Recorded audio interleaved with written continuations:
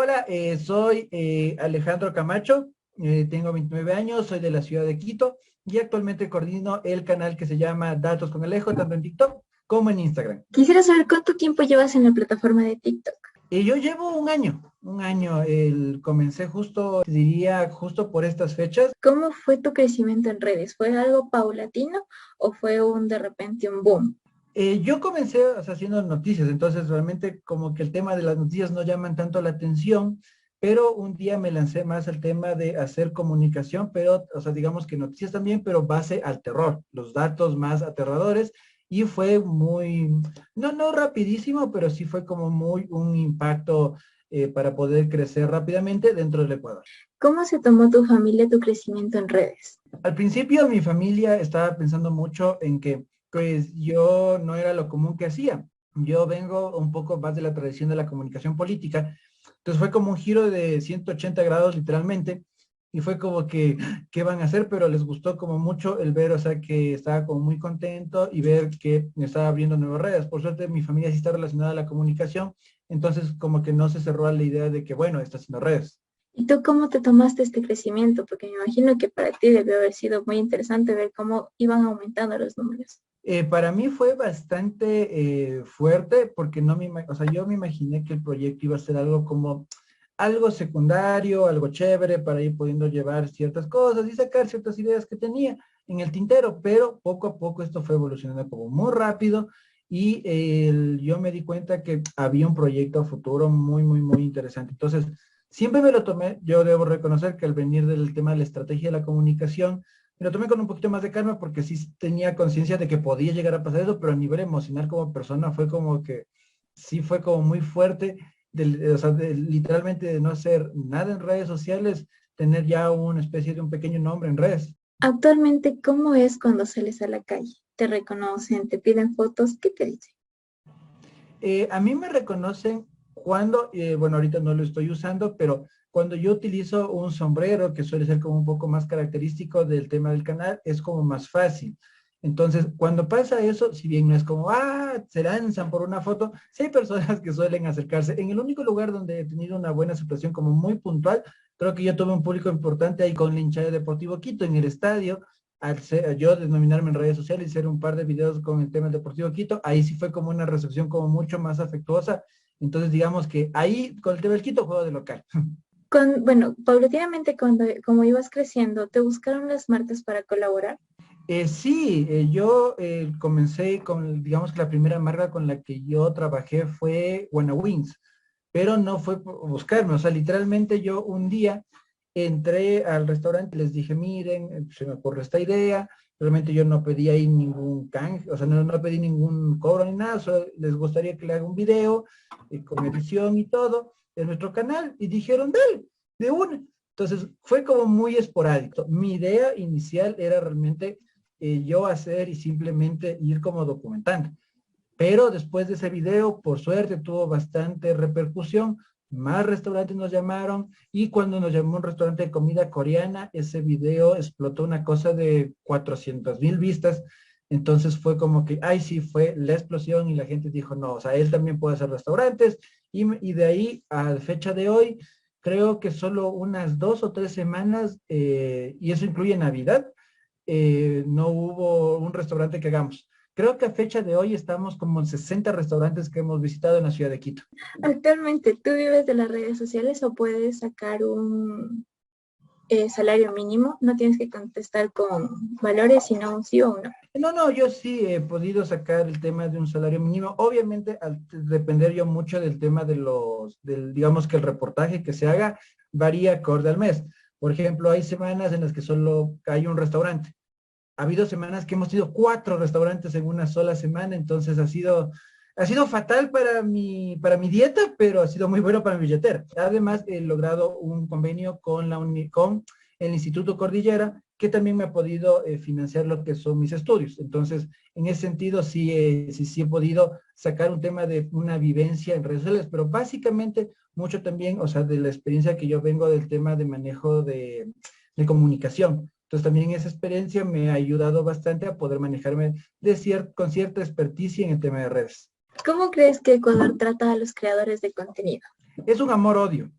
es un amor-odio como muy constante porque por un lado, o sea, hay una admiración muy fuerte de sus comunidades, hay un cariño muy genuino de la gente, pero digamos que el gran pópulo, la gran masa de gente, todavía no entiende bien esto de que se pueda vivir de crear contenido en redes. Entonces todavía como que le ven, o sea, de que tú no estás haciendo nada, tú mejor consigues un trabajo de verdad. Y sí, hay ese choque, creo yo, en esos dos Ecuadores. Un Ecuador que sí es mucho más cosmopolita, mucho más internacional y entiende que las redes sociales ya se maneja alrededor del 83% de la comunicación mundial. Y otro Ecuador, o sea, que todavía está muy anclado en las formas de comunicación de los satélites, es decir, que lo único que es comunicación es lo que sale en el periódico, en la radio y la televisión. ¿Y cómo crees que las marcas tratan a los creadores de contenido? Yo creo que al igual que, digamos que, al igual que como le veo en el Ecuador, veo el tratamiento de marca. O sea, las marcas que tienen la visión y entienden que hoy en día es mucho más rentable acercarse a un influencer para publicitar un producto que vaya con la marca del influencer, de hecho, están entendiendo mucho mejor la jugada que las personas que no. Yo cito mucho esto, el tema donde yo vivo.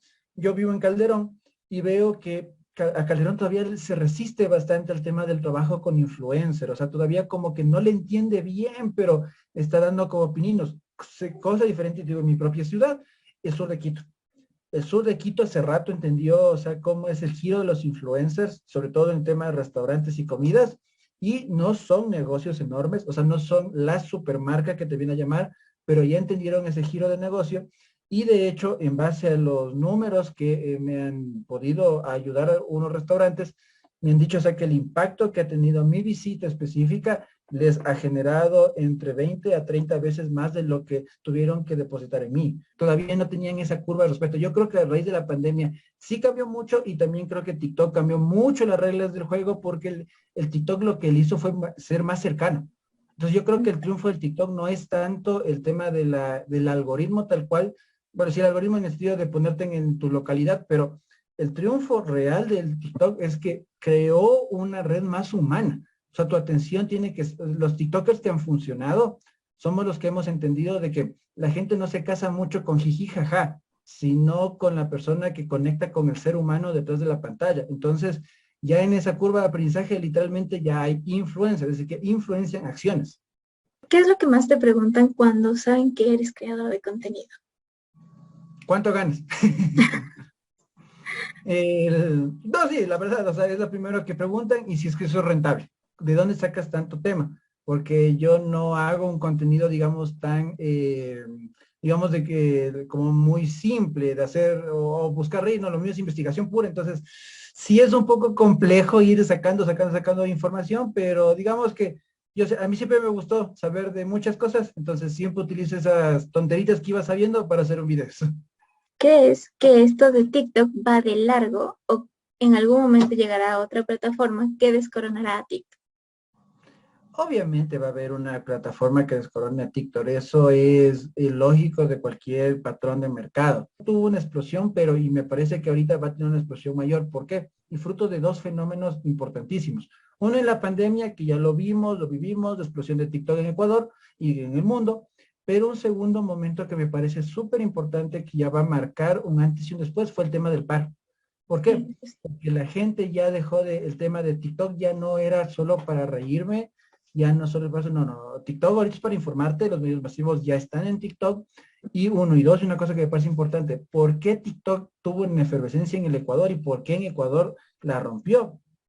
Fue no por el tema del algoritmo, otra vez digo, sino porque democratizó el tema de la edición de video. La gente en el Ecuador nos encanta escuchar relatos, nos encanta escuchar historias, somos pueblos somos hijos de pueblos que son fruto de la oralidad. Recordemos, los incas no tenían un tema de una escritura, sino que todo era el tema oral. Nos encanta que nos cuenten historias.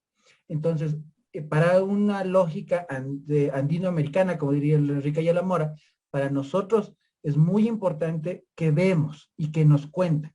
Entonces, cuando en el paro la gente comenzó a grabar y no grababa para Facebook, no grababa para pasar en videos, no, grababa en vivo en TikTok y le vieron ahí, o sea, la gente vio que, o sea, vio que le veían. el pueblo, ¿por qué se identificó y conectó con TikTok? Porque TikTok les hizo relevantes, porque vimos a TikTokers e influencers que vienen de raíces ultra populares y ya no te necesitaba ser el pana con más recursos y más cámaras para poder hacerte un canal. TikTok accedió al pueblo. Pues que yo digo, o sea, en el Ecuador la vida de TikTok va a ser un poco más larga. No va a ser infinita, obviamente, pero va a ser mucho más larga por eso, porque ya se conectó en esa raíz popular y ya no es un fenómeno de clases medias y de clases medias altas, sino es un fenómeno popular. Entonces, si es que en ese sentido va a tener una mejor vida, ahora, obviamente, eventualmente, como en toda operación de mercado capitalista, va a haber algo que lo va a destronar. Pero también, bueno, y un detalle que no es menor, o sea, hay que entender que también TikTok tiene mucho de una red social china, no es una red social gringa. Entonces, al ser eso, también es bien importante porque son otros códigos culturales, otro tipo de censuras, pero sobre todo otro tipo de financiamientos.